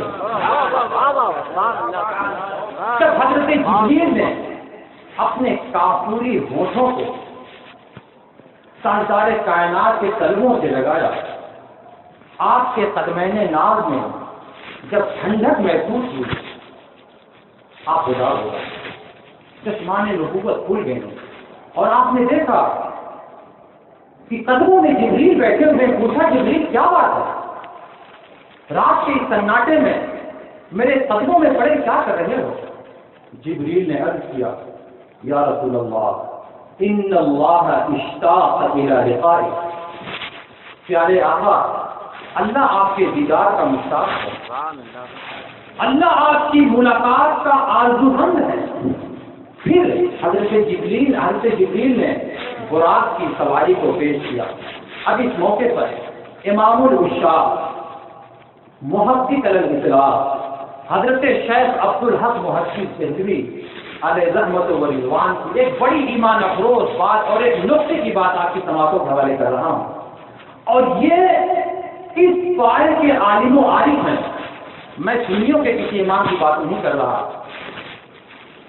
مریضان دیوبند کے حکیم مولوی اشرف علی تھانوی نے لکھا ہے کہ حضرت شیخ عبدالحق محقق دہلوی یہ اس پائے کے عالم تھے، اس مرتبے کے عالی بلت ہے کہ ہر شخص انہیں تاجدار کائنات صلی اللہ علیہ وسلم کی زیارت ہوا کرتی تھی۔ حضرت شیخ عبدالحق محقق دہلوی ہر رات نبی کریم علیہ الصلوۃ والسلام کی زیارت سے مشرف ہوا کرتے تھے۔ اس پائے کے عالم اور عارف امت محمدیہ میں گزرے ہیں، انہوں نے ایک نقطے کی بات لکھی ہے، وہ کہتے ہیں کہ جب کسی کو دعوت دینا ہو تو دعوت دینے کے 4 طریقے ہوتے ہیں۔ اگر دعوت کسی عام شخص کو دی جائے، کسی عام شخص کو بلوانا ہو تو بس دعوت دے دی جاتی ہے کہ آپ فلاں تاریخ کو ہمارے غریب خانے کا تشریف لائیں۔ لیکن اگر آدمی اس سے ذرا خاص ہوا تو پھر دعوت نامہ کے ساتھ ساتھ نوکر اور غلام کو بھی بھیج دیا جاتا ہے، اور اگر مہمان اس سے بھی خاص ہوا تو پھر دعوت نامہ بھی دیا جاتا ہے، نوکر اور غلام کو بھی بھیجا جاتا ہے، اور ساتھ میں سواری بھی بھیج دی جاتی ہے۔ اور اگر مہمان اس سے بھی زیادہ خاص، مہمان اگر اس سے بھی زیادہ بڑا ہے، اس سے بھی زیادہ قابل تکریم ہے، تو پھر اس کی دعوت میں یہ ہوتا ہے کہ دعوت نامہ بھی دیا جاتا ہے، نوکر کو بھی بھیجا جاتا ہے، سواری بھی بھیجی جاتی ہے، اور پھر میزبان کہتا ہے کہ تم انہیں لے کر آؤ، میں بھی ادھر سے آتا ہوں انہیں ریسیو کرنے کے لیے۔ یہ کسی کو بلانے کا، کسی کو عزت دینے کا یہ سب سے بڑا طریقہ ہوتا ہے۔ گویا معراج کی شب اللہ تبارک و تعالیٰ نے فرمایا کہ محبوب پوری کائنات میں تم سے بڑا کوئی مہمان نہیں، اور مکان و لامکان میں مجھ سے بڑا کوئی مہمان، مجھ سے بڑا کوئی میزبان نہیں۔ میرے محبوب آج ہم عزت و تکریم کے سارے طریقے آزمائیں گے، سارے طریقے آج عزت و تکریم کے ہم پورے کریں گے۔ ہم نے معراج کی شکل میں تمہیں دعوت بھی دی، ہم نے جبرائیل کی شکل میں تمہارے پاس اپنا غلام اور نوکر بھی بھیجا، ہم نے براق کی شکل میں تمہارے پاس ہم نے سواری بھی بھیجی۔ اور شیخ عبدالحق محدث دہلوی لکھتے ہیں کہ سبحان الذی اسری بعبدہ کے اندر یہ جو با آئی ہے نا بعبدہ میں، یہ با یہ مصاحبت کی با ہے۔ گویا اللہ جل مجدہ الکریم یہ واضح کر دینا چاہ رہا ہے، اے میرے محبوب، ہم نے صرف آپ کو دعوت ہی نہیں دی، ہم نے صرف اپنا غلام ہی نہیں بھیجا، ہم نے صرف سواری ہی نہیں بھیجی، بلکہ محبوب مکہ سے لے کر مکان اور لامکان ہر جگہ ہم بھی آپ کے ساتھ ساتھ موجود ہیں۔ سبحان اللہ، بہت خوب۔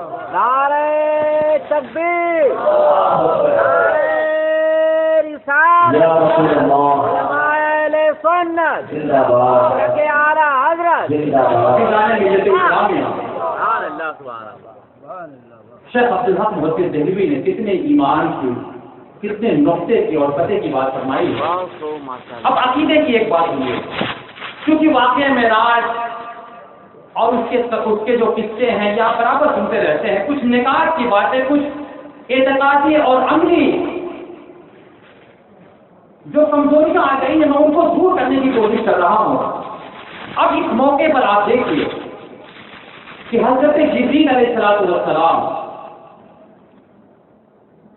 بعض ایسے نادان بھی ہیں جو مثلیت مصطفیٰ کا دعویٰ کرتے ہیں، اور وہ کہتے ہیں پیغمبر ہماری طرف بشر ہوتا ہے، پیغمبر ہماری مثل ہے۔ آئیے حضرت جبریل سے عقیدے کا یہ نقطہ سنتے ہیں، ذرا غور فرمائیے کہ اگر حضرت جبریل علیہ السلام حضور کو اپنی طرح سمجھتے، اگر حضرت جبریل حضور کو اپنی طرح سمجھتے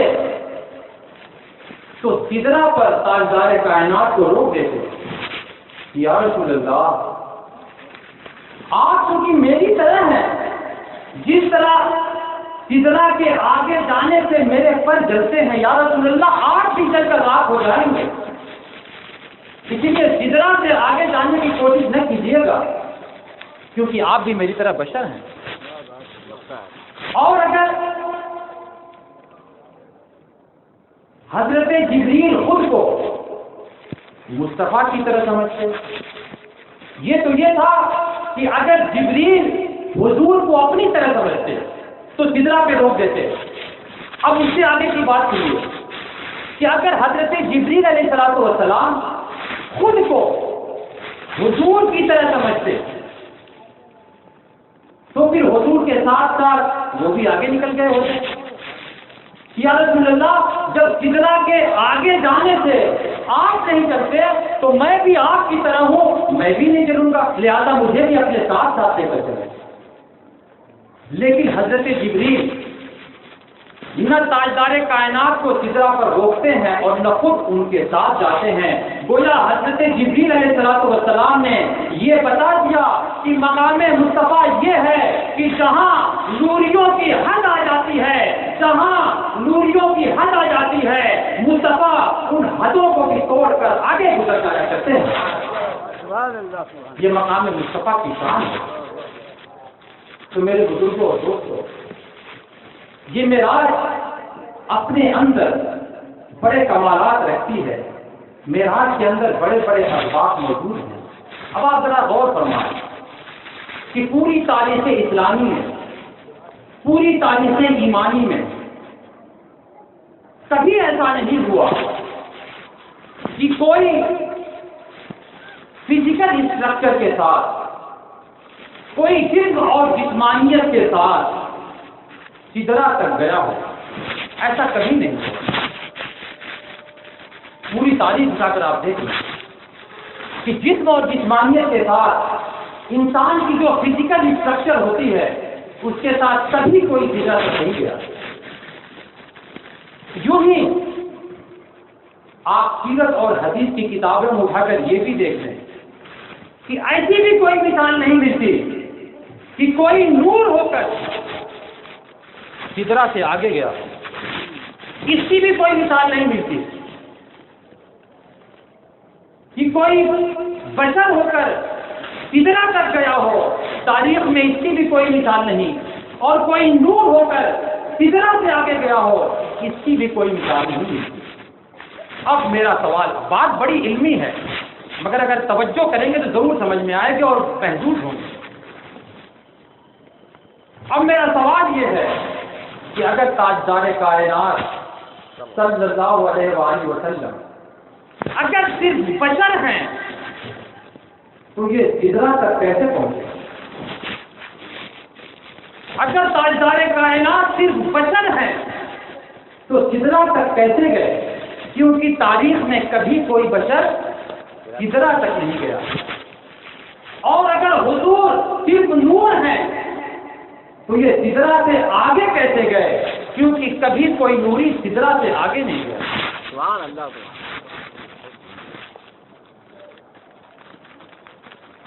بات آ کر یہیں پر رک جاتی ہے کہ یار غار، یار مزار حضرت سیدنا ابوبکر صدیق رضی اللہ تعالی عنہ سے ایک بار تاجدار کائنات نے فرمایا تھا، یا ابا بکر لم یعرفنی حقیقتا غیر ربی، کہ اے ابو بکر میری حقیقت کو میرے رب کے سوا کوئی نہیں جانتا۔ سبحان اللہ، سبحان اللہ۔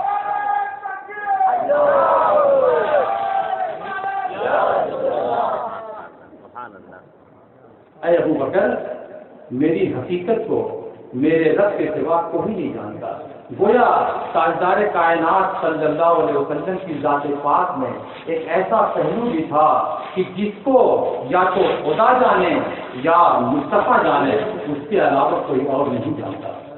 اب آپ اس سے آگے کی بات سنیے کہ نور ایک لطیف چیز ہوا کرتی ہے اور کوئی بھی بشری پیکر کبھی نور کے اوپر سوار نہیں ہو سکتا۔ تو تاجدار کائنات اپنے بشری پیکر کے ساتھ نور کے اوپر سوار کیسے؟ یہ بھی ایک سوال ہے، لیکن اس سے پہلے آپ یہ سمجھیں کہ براق یہ برق سے آیا ہے۔ برق بجلی کو کہا جاتا ہے، یہ ہمارے گھروں کے اندر جو بجلی ہوتی ہے اس پر بھی برق کا اطلاق ہوتا ہے۔ بہت سے وہ نادان جو تاجدار کائنات کو اپنی مثل مانتے ہیں ان سے کہیے، اور آپ یہ بھی سمجھیں کہ عربی کا ایک مشہور قاعدہ ہے کہ کثرت الالفاظ تدل علی کثرت المعنی، کہ الفاظ جیسے جیسے پڑھتے رہتے ہیں، یعنی لفظ کے اندر جیسے جیسے حرفوں کا اضافہ ہوتا چلا جاتا ہے، اس کی معنویت بھی بڑھتی چلی جاتی ہے۔ یہ عربی کا بڑا مشہور قاعدہ ہے، یہ گرامیٹیکل رول ہے کہ جب الفاظ بڑھتے ہیں تو پھر اس کا معنی بھی بڑھنے لگتا ہے۔ اب آپ ذرا غور فرمائیے کہ برق کے معنی تو بجلی ہوا جو ہمارے اور آپ کے گھروں میں موجود ہے، تو براق کیا ہے؟ گویا براق مطلب بجلیاں ہو گیا، یعنی جو ٹرانسفارمر ہوتا ہے، گویا آپ اسے سمجھنے کے لیے میں عرض کر رہا ہوں، آپ اسے براق کہہ سکتے ہیں۔ تو وہ لوگ جو تاجدار کائنات کو اپنی طرح بشر کہتے ہیں، ان سے یہ سوال ہے کہ ارے پیغمبر کو اپنی طرح بشر کہنے والوں، انہیں بشر بعد میں کہنا، اگر وہ تمہاری طرح بشر ہیں تو ان کی اپنی شان تو یہ ہے کہ پیغمبر نے بجلی کو نہیں، بجلیوں کو انہوں نے لگام دے رکھا ہے، وہ بجلیوں کے اوپر سوار ہیں۔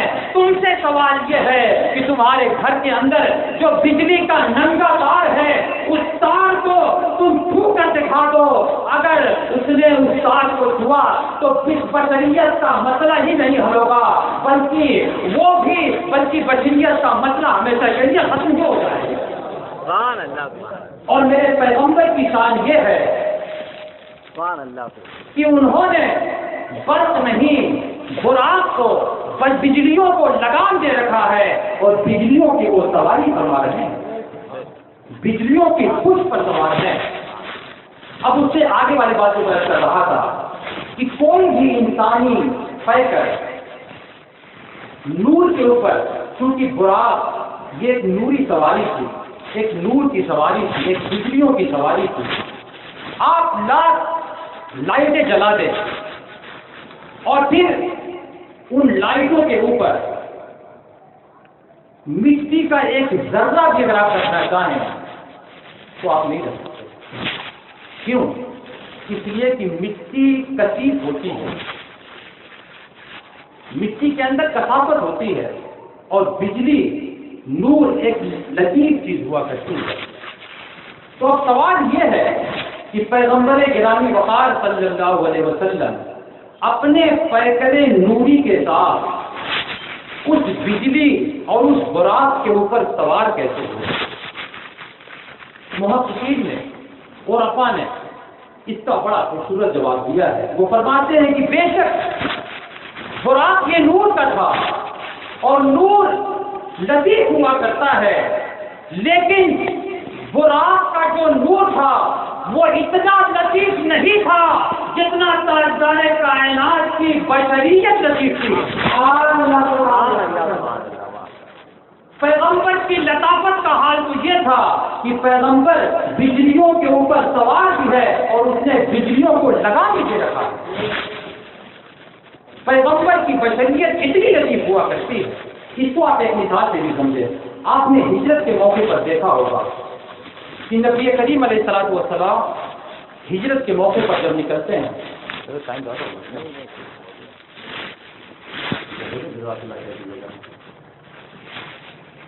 ہجرت کے موقع پر نبی کریم صلی اللہ علیہ وسلم جب نکلتے ہیں، غار ثور تک پہنچتے ہیں۔ غار ثور کے اندر آپ نے 3 دن قیام فرمایا۔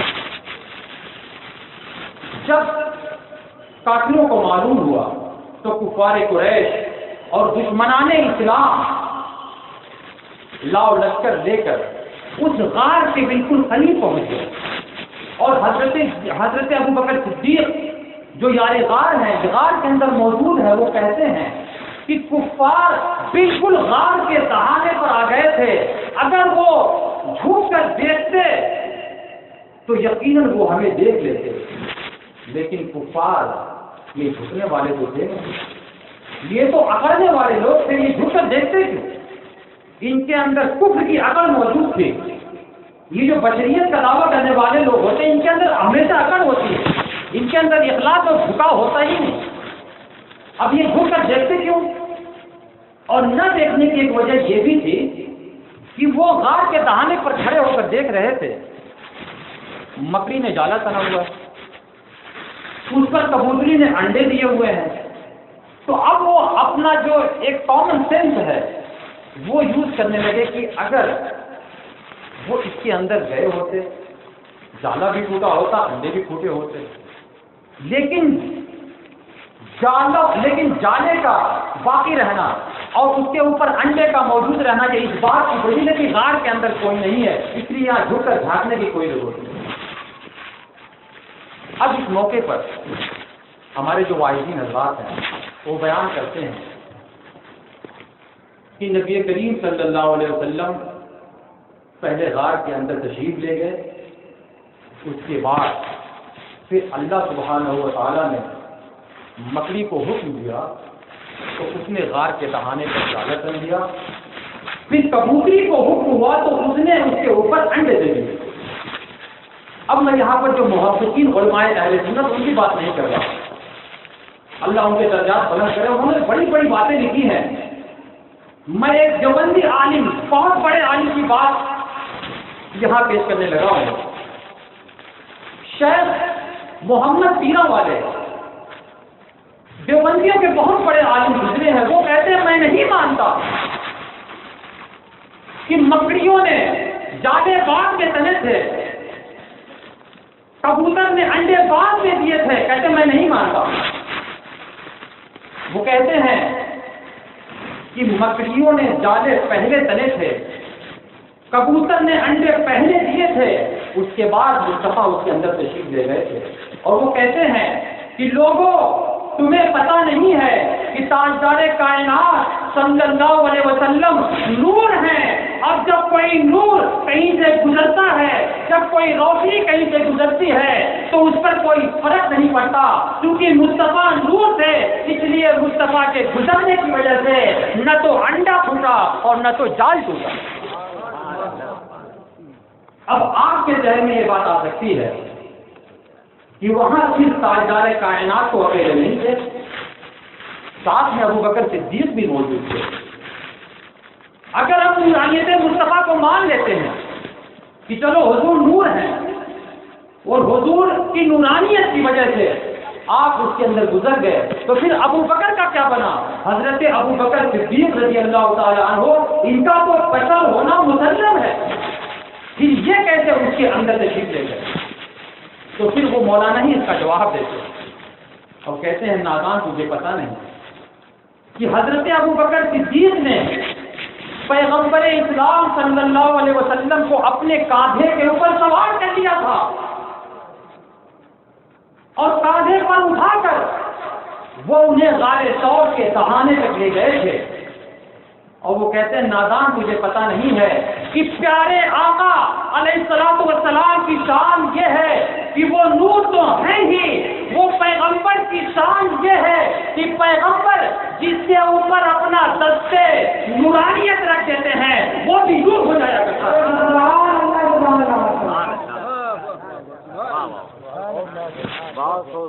اور پیغمبر چونکہ حضرت ابو بکر صدیق رضی اللہ تعالیٰ عنہ کے کاندھے پر سوار تھے تو یہ نورانیت مصطفیٰ تھی کہ جس کی بنیاد پر یہ جو پوچھے قدسیہ غار کے اندر پہنچی، نہ جالا ٹوٹا اور نہ انڈے شکست ہوئے۔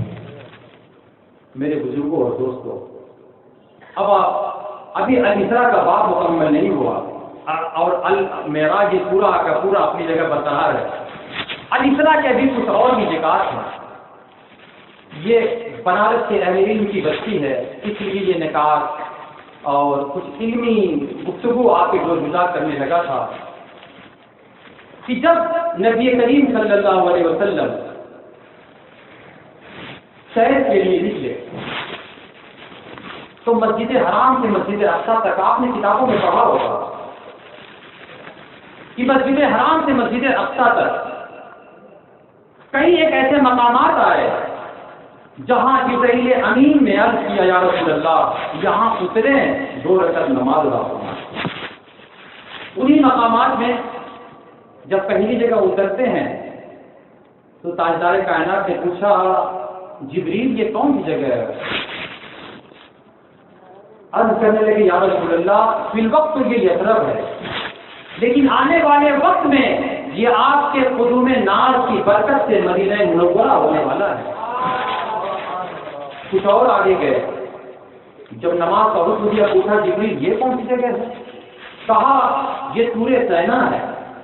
کچھ اور آگے گئے، پوچھا یہ کون سی جگہ ہے؟ کہا یہ بیت اللحم ہے، جہاں حضرت عیسیٰ علیہ السلام کی ولادت ہوئی تھی۔ گویا جہاں میلاد عیسیٰ ہوئی تھی وہاں پیغمبر گرامی وقار صلی اللہ علیہ وسلم سے سجدے کرائے جا رہے ہیں۔ بہت طرح بات ہے۔ اور پھر اسی سیر کے دوران امام الانبیاء فرماتے ہیں مررت بقبر موسیٰ ورأيته قائما يصلي في قبره۔ سرکار ارشاد فرماتے ہیں کہ اسی سفر کے دوران، تیز رفتار سفر کے دوران، براق کے ساتھ کیسا تیز کا سفر ہوگا، کیا رفتار تھی کہ کتابوں میں آتا ہے کہ حد نگاہ تک، تا حد نگاہ اس براق کا ایک قدم پڑا کرتا تھا۔ کس تیزی کے ساتھ، کس سرعت کے ساتھ یہ سفر طے ہوا کہ زنجیر بھی ہلتی رہی، بستر بھی رہا گرم، اور ایک پل میں سرے عرش گئے آئے محمد صلی اللہ علیہ وسلم۔ اس تیزی کے ساتھ یہ سفر طے ہو رہا ہے اور پیارے آقا مشاہدات بھی فرماتے جا رہے ہیں اور کہتے ہیں کہ میں نے اس سفر کے دوران دیکھا کہ حضرت موسیٰ علیہ السلام اپنی قبر کے اندر کھڑے ہو کر نماز پڑھ رہے ہیں۔ حضرت شاہ صاحب قبلہ دامت قیوم کچھ بات اس کی بیان فرما رہے تھے، اسی سلسلے کو کچھ میں آگے بڑھا رہا ہوں کہ حضرت موسیٰ علیہ السلام کو سرکار نے قیام کی حالت میں دیکھا۔ پھر جب حضور مسجد اقصیٰ میں پہنچے تو کیا دیکھتے ہیں کہ حضرت موسیٰ وہاں بھی صف اول میں موجود ہیں اور امام الانبیاء کا انتظار فرما رہے ہیں۔ اس سے میں کچھ عقیدے کی باتیں ثابت کرنا چاہتا ہوں۔ اب سوال یہ ہے کہ حضرت موسیٰ علیہ السلام کو تاجدار کائنات نے قیام کی حالت میں دیکھا تھا کہ وہ کھڑے ہو کر نماز پڑھ رہے تھے۔ اب آپ کو پتا ہے کہ قیام کے بعد رکوع ہے، رکوع کے بعد سجود ہے، اب اگر یہ آخری رکعت ہے تو پھر سلام ہے۔ تو ابھی ایک لمبا سلسلہ تھا نماز کو ختم کرنے کا، نماز کو ختم کرنے میں کچھ ابھی دیر لگ سکتی تھی، لیکن سوال یہ ہے کہ کیا حضرت موسیٰ علیہ السلام نے نماز کو مکمل کیا اور اس کے بعد مسجد اقصیٰ پہنچے؟ یہ تو ہو نہیں سکتا کہ نماز توڑ کر وہ مسجد اقصیٰ چلے جائے۔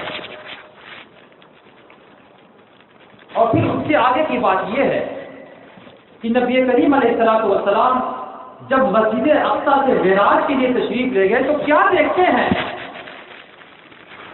کہ حضرت موسیٰ چھٹے آسمان پر استقبال کے لیے وہاں بھی موجود ہیں۔ محققین علماء اہل سنت لکھتے ہیں کہ حضرت موسیٰ علیہ السلام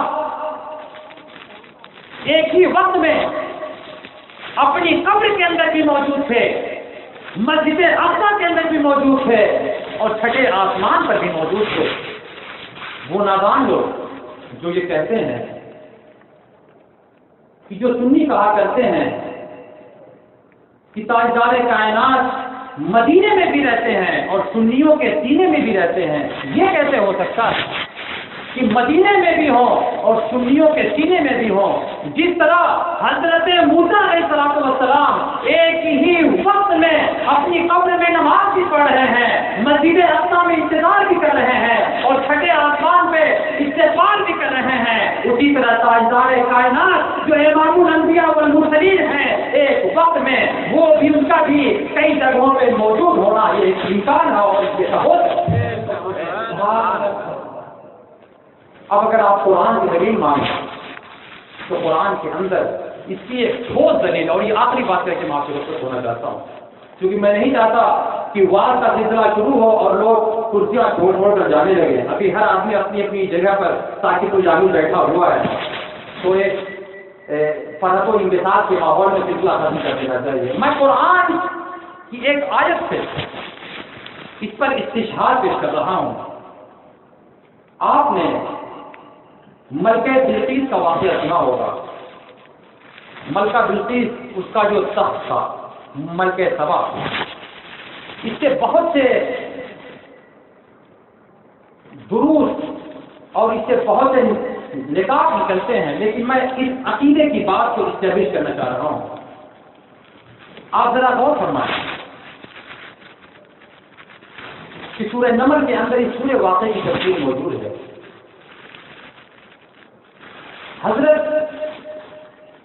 سلیمان علیہ السلام کو معلوم ہوتا ہے کہ بلقیس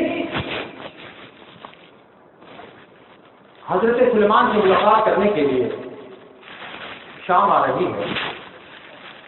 غیر مقلدوں میں یہ بات، انہیں بھی اپنی تفسیروں میں یہ بات لکھی ہے کہ ان عرش بلقیس کان فی اقصى یمن، ان عرش بلقیس کان فی اقصى یمن وسلیمان علیہ السلام کان فی الشام، کہ حضرت سلیمان یہ ملک شام کے اندر موجود ہے اور جو بلقیس کا جو تخت تھا یہ یمن کے اندر موجود تھا، اور یہ کوئی ہزار یا 1200 میل کا فاصلہ بنتا ہے، اتنی لمبی مسافت تھی۔ جب ملکہ بلقیس کو حضرت سلیمان کی بابت علم ہوا تو وہ ان سے ملاقات کرنا چاہتی تھی، ملاقات کے لیے وہ آ رہی تھی۔ ملکہ بلقیس بہت قریب آ گئی تھی، شام کی سرحدوں میں پہنچ آئی تھی، اور حضرت سلیمان علیہ السلام اپنی مجلس میں خطاب فرما رہے تھے۔ جب انہیں علم ہوا تو وہ بالکل قریب آ گئی، تو آپ چاہتے تھے کہ جب ملکہ بلقیس یہاں پر آئے تو اسی کے تخت پر اسے بٹھایا جائے، تاکہ اسے پتہ چلے کہ پیغمبر کی طاقت کیا ہوتی ہے، پیغمبر کی طاقت کیا ہوتی ہے۔ حضرت سلیمان علیہ السلام یہ چاہتے تھے کہ جب بلقیس یہاں پر آئے تو اسے اسی کے تخت پر بٹھایا جائے، تاکہ وہ پیغمبر کی شان کو بھی سمجھے اور پیغمبر کے قدموں میں بیٹھے ہوئے جو اصحاب ہوتے ہیں ان کی جو شان ہے وہ بھی وہ جانے۔ تو جب وہ بہت قریب آ گئی اور حضرت سلیمان اپنے اہل مجلس سے خطاب کر رہے تھے، اسی دوران آپ نے کہا ایہم یأتینی عرشہا قبل ان یأتونی مسلمین، تم میں ہے کوئی ایسا جو بلقیس کے تخت کو یمن سے اٹھا کر یہاں لے آئے؟ تو ان کی مجلس میں ایک دیو ہیکل جنات موجود تھا۔ جناتوں کا سردار اٹھتا ہے اور کہتا ہے حضور مجھے حکم دے، میں اس تخت کو اٹھا کر لاتا ہوں۔ پوچھا کتنا وقت لگے گا؟ کہا قبل ان تقوم من مقامک، اس سے پہلے کہ آپ کی محفل برخاست ہو، آپ کی مجلس ختم ہونے سے پہلے میں اس عرش کو، میں اس کے تخت کو آپ کے قدموں میں لا کر رکھوں گا۔ حضرت سلیمان علیہ نبی علیہ الصلوۃ والتسلیم فرماتے ہیں نہیں، یہ تو بہت دیر ہو گئی، تب تک وہ آ جائے گی۔ کیا تمہیں کوئی ایسا بھی ہے جو اس سے پہلے اس عرش کو یہاں پر لا کر موجود کر دے؟ قال الذی عنده علم من الکتاب۔ اب قرآن کیا کہہ رہا ہے کہ جہاں جناتوں کے سردار کی طاقت ختم ہو جاتی ہے، وہاں سے ایک اللہ والے کی اور کتاب کا علم رکھنے والے کی طاقت کی شروعات ہوتی ہے۔ ایک عالم ربانی اٹھتا ہے، ایک عارف باللہ اٹھتا ہے اور کہتا ہے حضور آپ مجھے حکم کریں، میں اس کے عرش کو اٹھا کر یہاں پر لاتا ہوں۔ پوچھا کتنا وقت لگے گا؟ کہا کچھ بھی وقت نہیں لگتا، میں اٹھا کر یہاں لا دوں گا۔ کہا پھر بھی بتاؤ۔ عرض کرنے لگا قبل ان یرتد الیک طرفک، کہا حضور آپ کی پلک جھپکنے سے پہلے وہ عرش آپ کے قدموں میں موجود ہوگا۔ محتاج کا جب یہ عالم ہے، محتاج کا عالم اور فرمایا، کہتا یہ بھی نہیں کہا کہ آپ پلک جھپکائیں گے اس کے بعد، پلک جھپکنے کے بعد ہی وہ یہاں موجود ہوگا نا۔ کہتے ہیں ابھی آپ کی پلک جھپکنے بھی نہیں پائے گی۔ آپ ذرا سوچیں نا کہ آپ سیکنڈ نہیں بلکہ ملی سیکنڈ کے اندر آپ اپنی پلکوں کو جھپکاتے ہیں اور آپ کے سامنے پورا منظر موجود رہتا ہے، کوئی چیز آپ کے منظرنامے سے ہٹتی نہیں ہے۔ تو وہ صحابی ان کی بارگاہ میں بیٹھنے والا کہتا ہے کہ آپ کی آنکھ جھپکنے سے پہلے میں اسے لا کر آپ کے قدموں میں رکھوں گا۔ حضرت سلیمان کہتے ہیں کہ پھر شیر کیا ہے وہ دیکھو، ملکہ بلقیس آئی، آصف بن برقیہ کہتا ہے اگر یہ ملکہ بلقیس آئی تو یہ اس کا تخت آیا، فلما رہا ہو مستقل نہیں رہو۔ حضرت سلیمان کیا دیکھتے ہیں کہ تخت سامنے موجود ہے، تخت سامنے۔ اب سوال یہ ہے کہ تخت تو اٹھا کر یمن سے شام لایا گیا تھا، اب آصف بن برقیہ تو مجلس میں بیٹھا ہوا ہے، تو یہ عرش اٹھا کر کون لا رہا ہے؟ اور اگر یہ عرش اٹھا کر لا رہے ہیں تو یہ محفل میں کون بیٹھا ہوا ہے؟ تو اگر پیغمبر کے قدموں میں بیٹھنے والا ایک ہی وقت میں کئی جگہ موجود ہو سکتا ہے تو تاجدار کائنات صلی اللہ علیہ وسلم ایک وقت میں کئی جگہ موجود کیوں نہیں ہوئے؟ میں اس عقیدے کے نقطے کو یہاں پر واضح کرنے لگا تھا۔ عزیزان ملت اسلامیہ، ابھی الاسراء کا باب بھی مکمل نہیں ہوا اور میرا وقت مکمل ہو گیا۔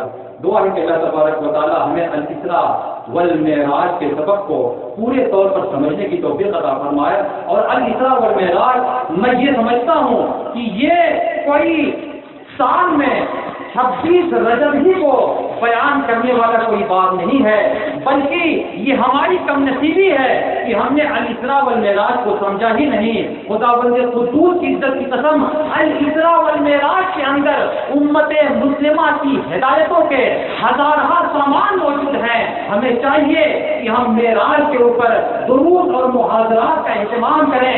ہم سال بھر لوگوں کو خصوصاً اپنے نوجوانوں کو بتائیں۔ اور آپ کو یہ بھی معلوم ہوگا کہ ہمارا دور ٹیکنالوجی اور سائنس کا دور ہے۔ پیغمبر اسلام صلی اللہ علیہ وسلم کو بہت سے معجزات دیے گئے تھے، آپ کے بہت سے وہ معجزے ہیں جو وقتی طور کے لیے تھے، جو اسی دور میں وجود پذیر ہوئے اور اسی دور میں تحریر ہو گئے۔ لیکن میرے بزرگوں اور دوستوں، چونکہ تاجدار کائنات کی نبوت صبح ازل سے شام ابد تک کے لیے تھی، آپ کا ڈنکا صبح قیامت تک بجنے والا تھا، اس لیے ضروری تھا اب کوئی نبی تو آنے والا نہیں، کیونکہ ہر نبی کا معجزہ اس کے دور کے چیلنج کا جواب بن جاتا ہے۔ جب صبح قیامت تک کوئی دوسرا نبی نہیں آنے والا تو ضروری تھا کہ پیغمبر اعظم صلی اللہ علیہ وسلم کی زندگی میں، پیغمبر آخر الزمان کی زندگی میں کوئی ایسا معجزہ بھی موجود ہو جو صبح قیامت تک اٹھنے والے چیلنجز کا جواب بن جائے۔ اور یہ واقعہ معراج صبح قیامت تک اٹھنے والے سارے چیلنجوں کا جواب بنتا رہے گا۔ ہمارا آج کا دور ٹیکنالوجی کا دور ہے، آج کا دور سائنس کا دور ہے، سائنس نے بڑی ترقی کر لی ہے۔ ایک زمانہ تھا جب امریکہ یا حج کرنے کے لیے جانے کے لیے لوگ پیدل جایا کرتے تھے، 6 مہینے لگ جاتے تھے، لیکن میرے بزرگوں اور دوستوں سائنس نے ترقی کی، ٹیکنالوجی کی ایجادات ہمارے سامنے آئی، پھر مہینوں کا سفر گھنٹوں میں طے ہونے لگا۔ یہ ساری ایجادات ایک طرف، لیکن اگر ان سائنسدانوں کے اندر، اگر ان سائنٹسٹوں کے اندر اگر ہمت ہے تو معراج النبی کا وہ جواب پیش کر کے دکھائیں۔ تاجدار کائنات کے لیے قرآن نے کہا تھا لیلن، یعنی رات کے ایک معمولی سے حصے میں میل ہر میل کا کروڑوں میل کا سفر طے ہو گیا۔ آج بھی ہمیں ایئر کرافٹ کے ذریعہ امریکہ جانے کے لیے گھنٹوں کا سفر درکار ہوتا ہے، لیکن تاجدار کائنات کی معراج کو دیکھیے کہ اس کی زنجیر بھی ہلتی رہی، بستر بھی رہا گرم، ایک پل میں سرے عرش گئے رہے محمد۔ سائنس کتنی بھی ترقی کر لے، سائنٹسٹ کتنی بھی ترقی کر لیں، لیکن جب وہ اپنے پیچھے مڑ کر دیکھیں گے تو تاجدار کائنات کا نقش قدم انہیں دکھائی دے گا۔ وہ چاند پر بھی پہنچ جائیں، مریخ پر بھی پہنچ جائیں، انہیں شکر گزار ہونا چاہیے کہ پیغمبر کے واقعہ معراج نے انہیں انکشافات اور ڈسکوری کے یہ راستے بتا دیے ہیں۔ اگر پیغمبر نے سفر معراج نہیں کیا ہوتا تو یہ کبھی بھی چاند تک نہیں پہنچ سکتے تھے، کبھی بھی ان کا سفر مریخ اور ستاروں کے آگے تک کا نہیں ہو سکتا۔ میرے بزرگوں اور دوستوں، ہمیں اپنے نوجوانوں کو بتانے کی ضرورت ہے کہ تمہیں سائنس سے معروف ہونے کی ضرورت نہیں، تمہیں ٹیکنالوجی کی جو سافسٹیکیٹڈ جو ایجادات ہیں، انوویشنز ہیں، تمہیں ان سے ملوم ہونے کی ضرورت نہیں. تمہارے دامن میں تمہارے نبی کا معجزہ معراج موجود ہے. اگر تم نے معراج کو سمجھ لیا تو دنیا کی کوئی طاقت کبھی تمہیں چیلنج نہیں کر سکتی. اس لیے میں کہتا ہوں کہ سال ہر سال ہمیں معجزہ معراج کو بیان کرنے کی ضرورت ہے تاکہ ہمارے نوجوان سمجھ سکیں کہ ہمارے دامن میں بھی ایسے چیلنجز موجود ہیں جو ہر دور کے چیلنج کو انٹرٹین کرتے ہوئے نظر آئیں گے. میرے بزرگوں اور دوستوں، واقعہ معراج کو اللہ جل مشہور کریم ہمیں صحیح معنوں میں سمجھنے کی اور اس کے اندر جو ہدایات ہیں اس پر عمل کرنے کی توفیق عطا فرمائے. وما علیہ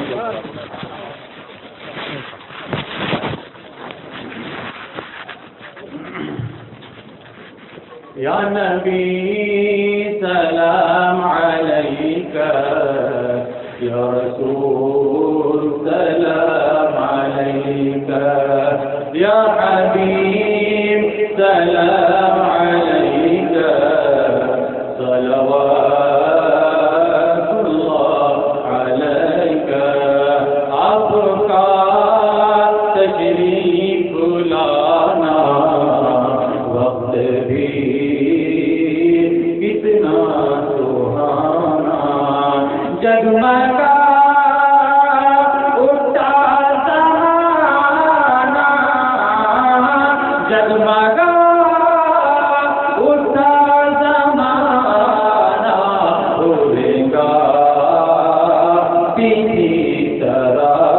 یا نبی سلام علیکہ، یا رسول سلام علیکہ، یا حبیب سلام علیکہ، صلوات اللہ علیکہ.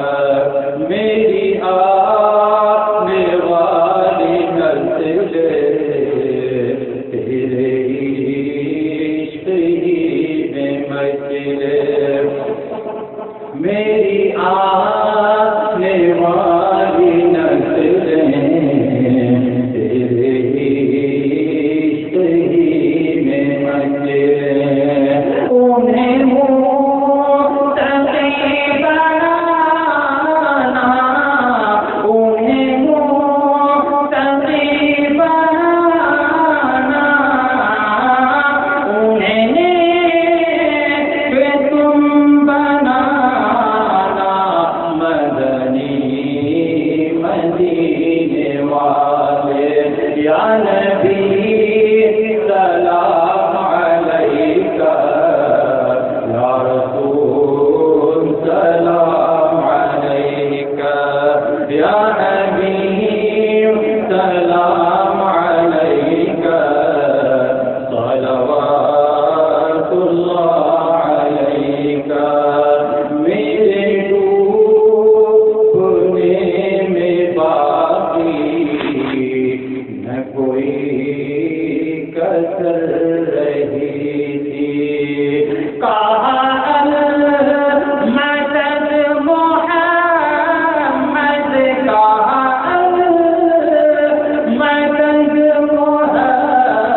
محمد، تو بھر گیا سفینہ. یا نبی سلام علیکہ، یا رسول سلام علیکہ، یا حبیب سلام علیکہ، صلوات اللہ علیکہ. مجھے دشمنوں نہ چھیڑو، میرا ہے کوئی جہاں میں ابھی پکار لوں گا، میں ابھی پکار لوں گا. نہیں دور ہے مدینہ، یا نبی